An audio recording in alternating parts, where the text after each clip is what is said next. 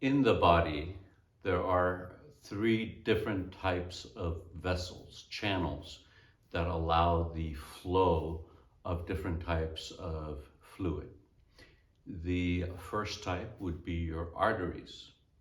Your aorta is the largest artery in your body, and it sits right next to the heart, and as the heart squeezes, the blood goes into the aorta and then subsequently to the other arteries and then to small arterioles. And what sets the arteries apart from the other channels that fluid runs through in your body is that they have thick muscular walls, because they have to withstand the pressure that the heart is generating as it beats.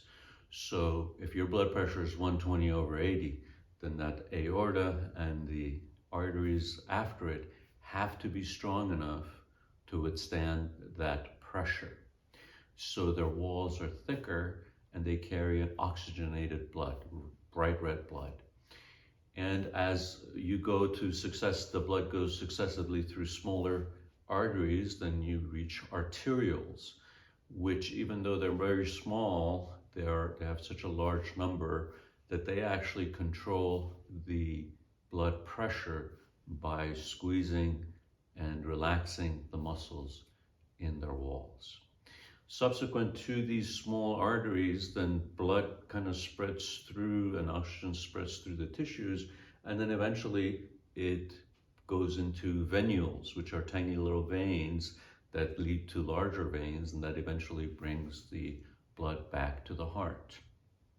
These veins don't need those thick muscular walls, because the pressure, by the time the blood gets there, is really only around maybe somewhere in the range of 4 to 12 would be normal for most veins.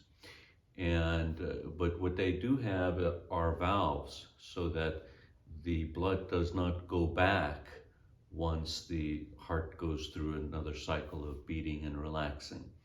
So then everything goes back to the heart and gets back into circulation and gets oxygenated through the lungs and comes back. The third set of vessels that we need to concern ourselves with would be the lymph channels, the lymphatics. And the lymphatics are basically the gutters of the circulatory system. They pick up all the garbage that seeps out of the veins and the arteries and goes into the tissues, and the extra fluid that goes into the tissues.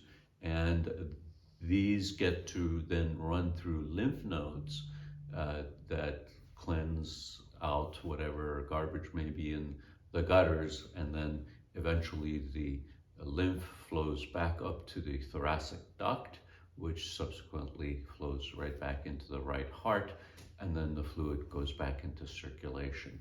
What's important to recognize is that the pressure in the lymphatics is basically non-existent. And so the only way that blood can circulate, or the lymph can circulate, is through motion.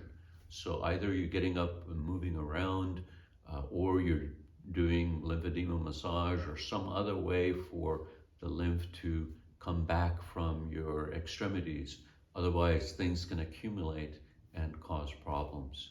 And that's why I have another video where I'll talk about a special massage called the lymphedema massage, for making sure that you're mobilizing the gutters.